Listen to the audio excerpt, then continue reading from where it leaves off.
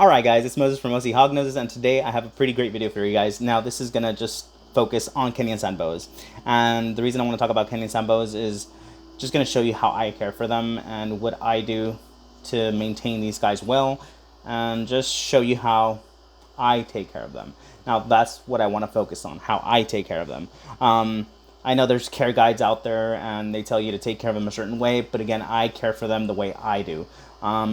The way that works for me is, they've adapted to my environment. They live here in Southern California, so they've adapted again to my environment, and they thrive like this, the way I care for them, the temperatures I put them in there.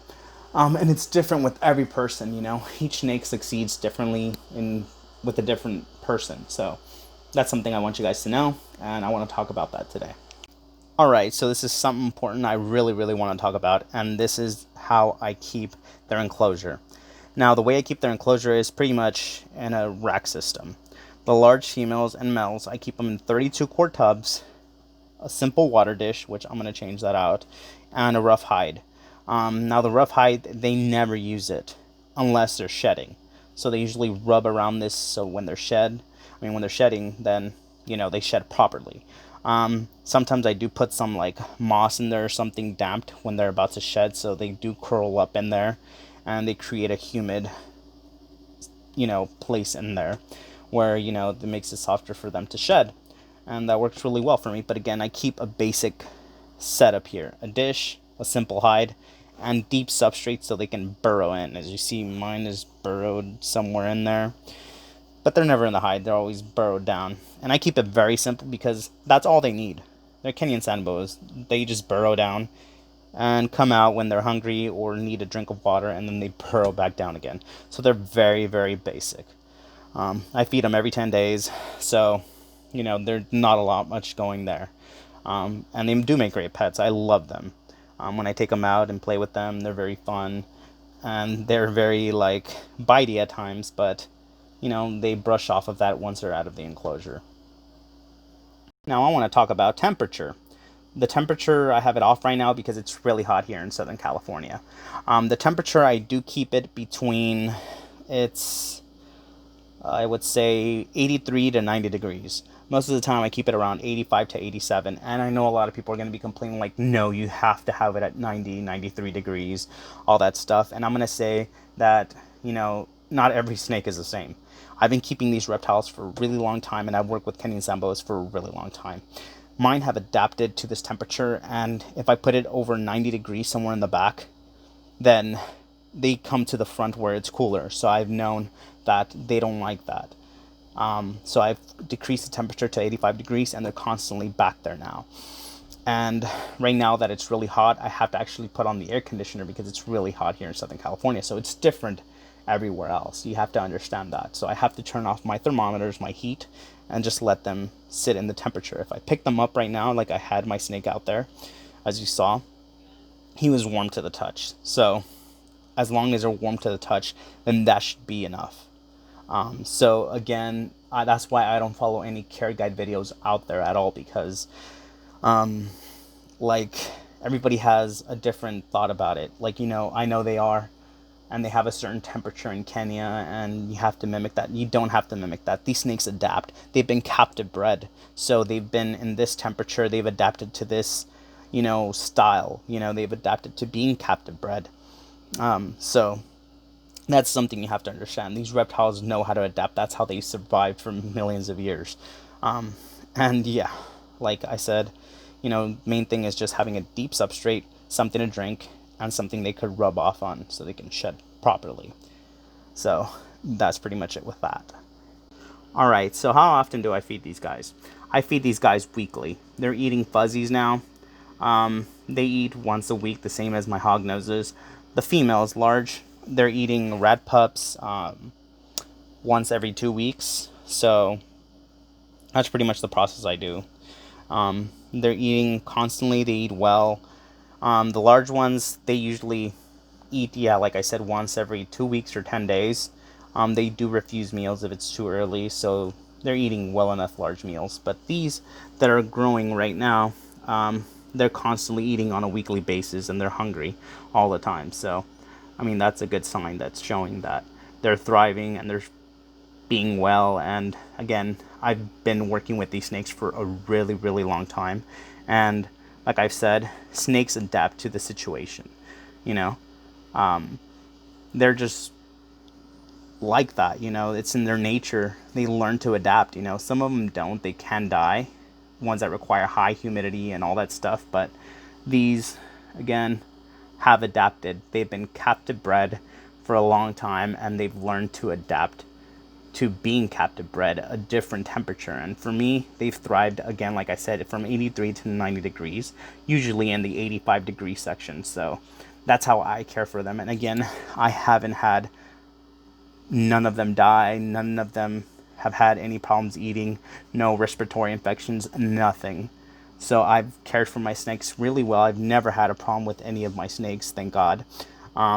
So that shows you that, you know, as long as you're seeing their body language and caring for them and trying everything, then you will succeed with them.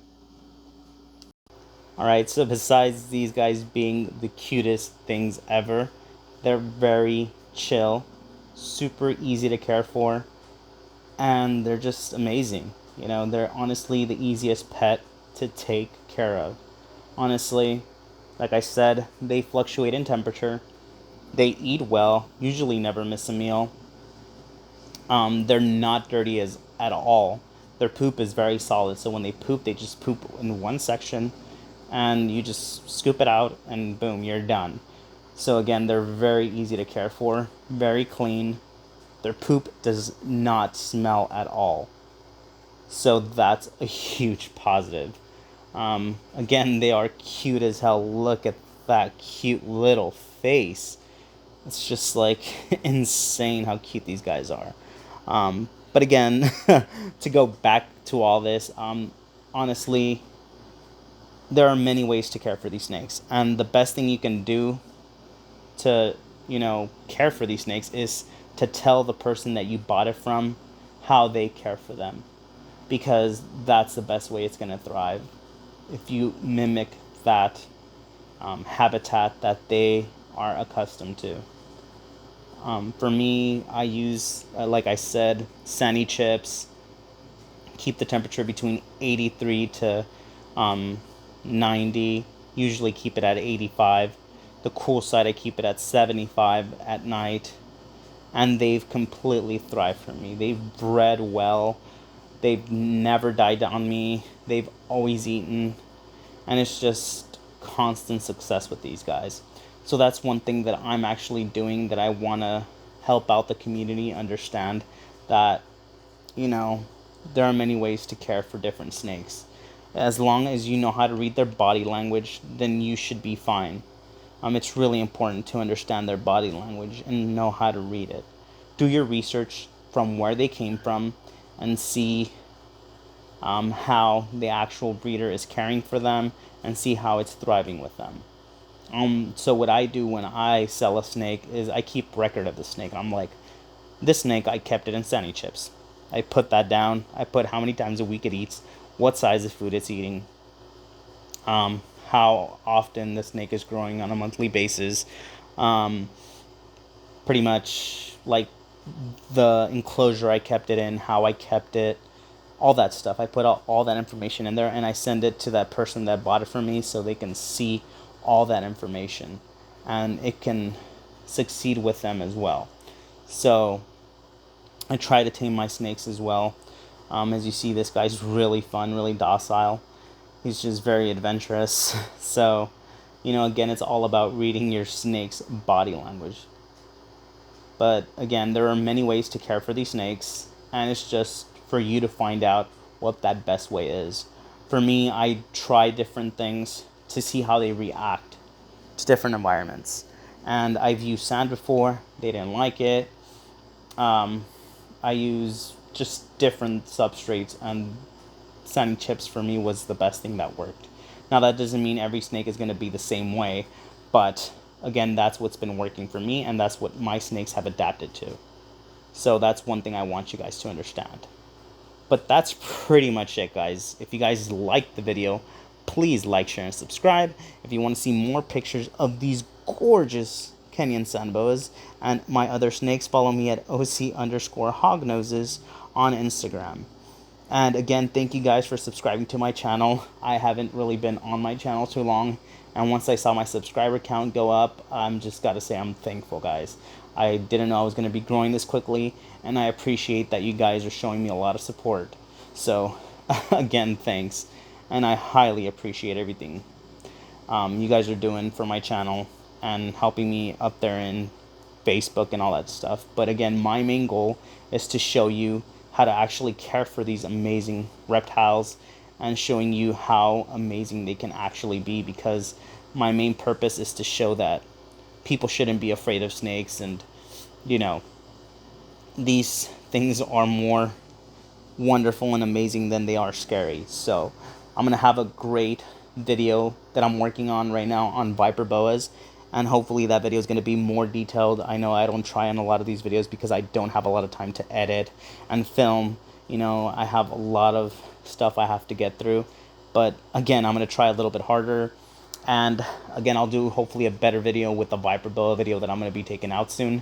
I have a lot of information about that. I've actually gone to Papua New Guinea to actually see those reptiles in the wild, so I'm going to do a video on that soon, and I hope you guys enjoy it. But thank you guys for watching, and I will see you guys in the next video.